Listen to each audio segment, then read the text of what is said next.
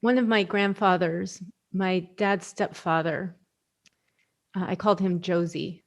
He was a paratrooper in the Army during World War II. And I can never remember what division he was in, so maybe Dad will type it in the chat. 101st Airborne Division, thank you. 101st Airborne Division. And he was part of a group that parachuted in behind enemy lines at Normandy Beach the night before D-Day. And he used to love to tell the stories from his time. He was very proud of his service. And we all know from the stories, but not from experience, that it was a very hard battle and a tragic battle.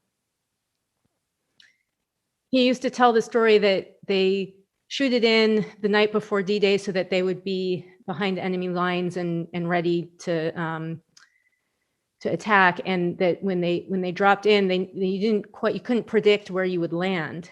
And so they had these little clickers that sounded like crickets because they didn't want to, call attention to themselves. So they thought they would do these little cricket clickers, and they'd be able to find themselves, find their other members of their unit. What they didn't anticipate was that there were a lot of actual crickets out there. So, but they did manage to find themselves, and we know the story of that day. But one story that my grandfather told me before he died, and it was the week before he died. He lived in New York. I live in Texas, and I happened to be up in the New York area for a wedding, and he had gone into the hospital. And I was glad that I was in New York and I was able to go visit him and spend time with him. And he was this larger than life man. The phrase bon vivant is something that I think would be a good term to describe him. And he during the war, he was hit with shrapnel in his knee.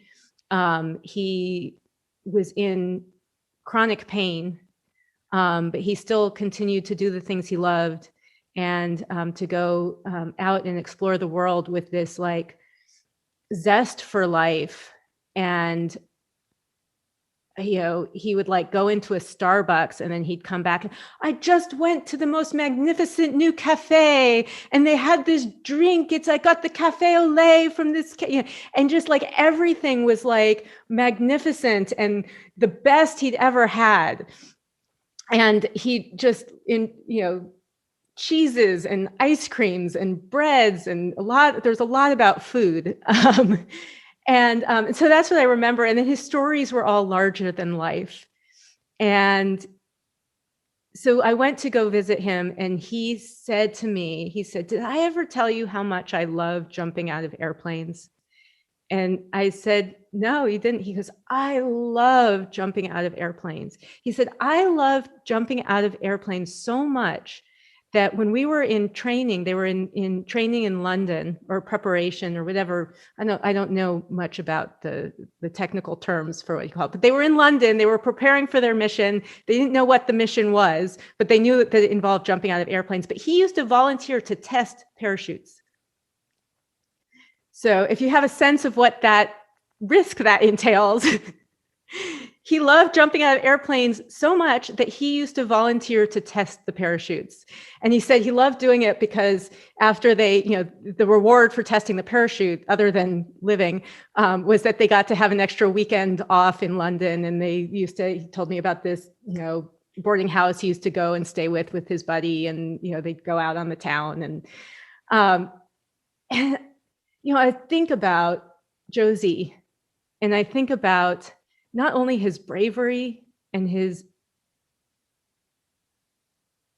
zest for life, but this sense of appreciation for every moment. And I'm sure it wasn't all like that. And, I didn't grow up with him. I didn't, but it was just this impression, because we're never all in enjoyment all the time.